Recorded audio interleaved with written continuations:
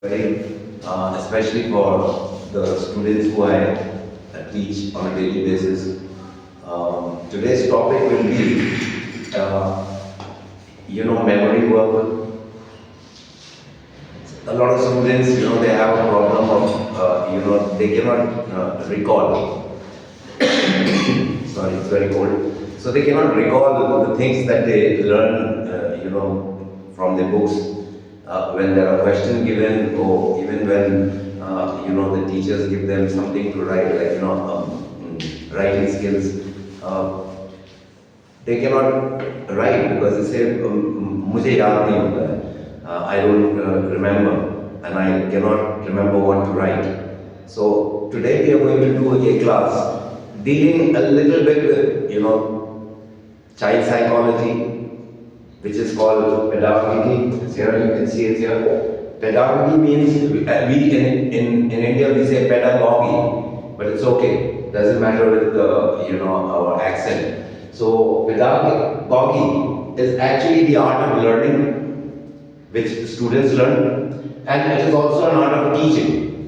So the first thing is, as a teacher, I must understand my students. So if I don't understand individual students, and I don't understand each and every student's ability, because the ability of every student is quite different from each other.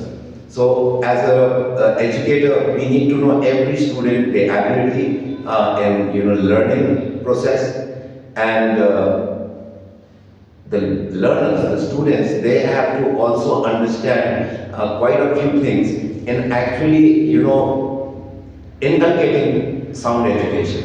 So today my class will be on learning, teaching, that is called pedagogy. Now I want you to see something that is in page 1. And I want you to see something in page 2. Now I want you to read what is written here. And I'm sure you will say, there's nothing written there. And I want you to read what is written here.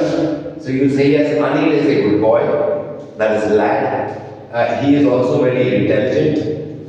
I'm sorry, I forgot to, mark out the T. So he is also very intelligent as well.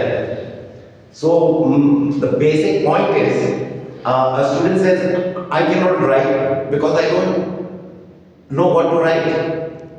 It is very simple. The mind is like a blank sheet of paper, just like you see in page 1, and there is nothing printed there.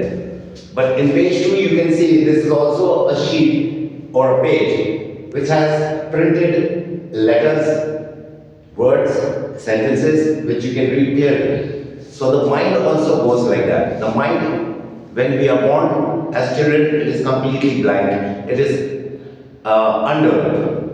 And as we grow from birth to 5 years, then our mind starts developing physically, and we start assimilating. Assimilating means we are assimilating means through the 5 senses.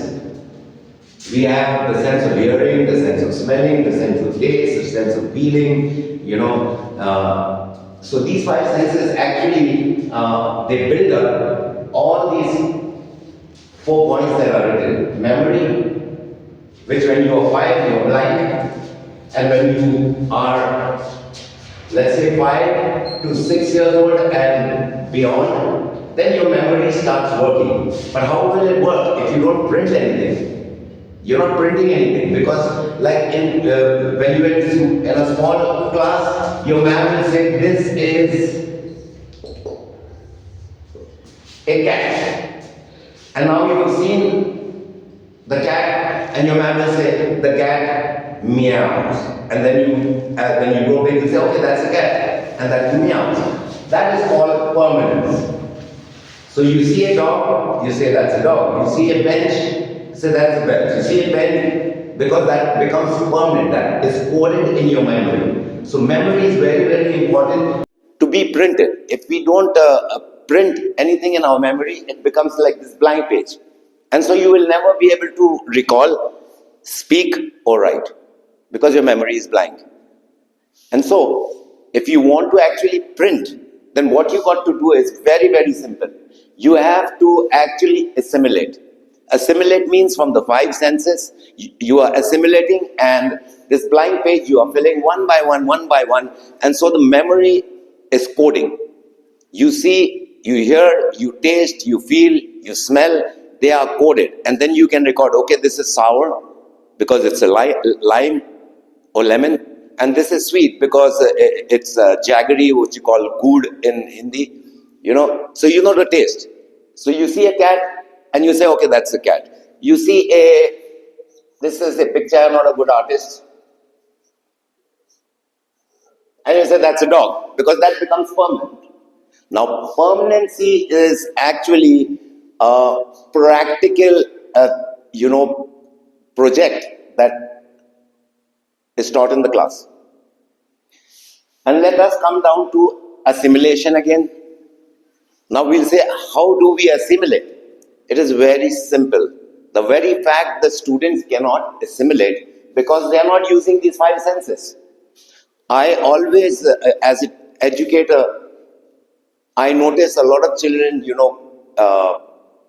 in the classes, they normally, in Hindi, they say, bhatak jata hai. They drift away from the actual focal point. That is the focal point. Focal, focal, Point, point, which is called focus. And in Hindi, it's called dhyana. In the yogic word, it's called dhyana. Dhyana means you're actually giving your 100% focus on something that you are seeing, that you are hearing. And so, when you see with 100% focal point, that is focus or dhyana, then what happens? Your blank memory is being filled one by one. And there is, a printing process going on. And then when your mind is printed, then what you can do is you can recall. Recall means bringing back the same thing that you heard in the class, bringing back the same thing that you read in your books. But even when you're reading a book, you are not focusing, you are 50-50. There is nothing, there is no education in 50-50 focus. No education. There is no sound education in 50-50 focus. Now, I would request all my, my students, my pupils, to actually think about this focal point or focus or dhyana, which is very important. Because if you are actually reading or listening in a dhyana mode, or in a focal mode, or you are focusing 100%, then actually what is happening? It is a complete psychological process where the mind is printing. So when your mind prints, you can recall. When the questions are given to you, you are recalling. And when you recall, you can speak. When you can speak, you can write. So I would, encourage my students to give at least 100% focus. If you want to be successful in studies, or if you want to be successful in any art, any profession, you must have 100% focus. And focus only comes through one thing. And that is a very, very, small little word. It's called INTEREST.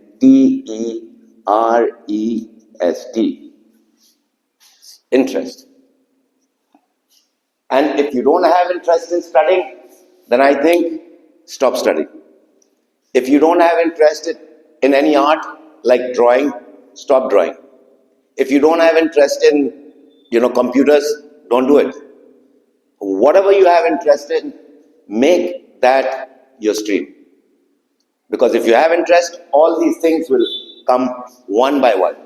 And then your mind, from a blank memory, it becomes into a printing, powerhouse of information, data, which is processed, and then you can bring it out. I hope that this small little motivation class will help you out in your studies, in your future. Thank you very much.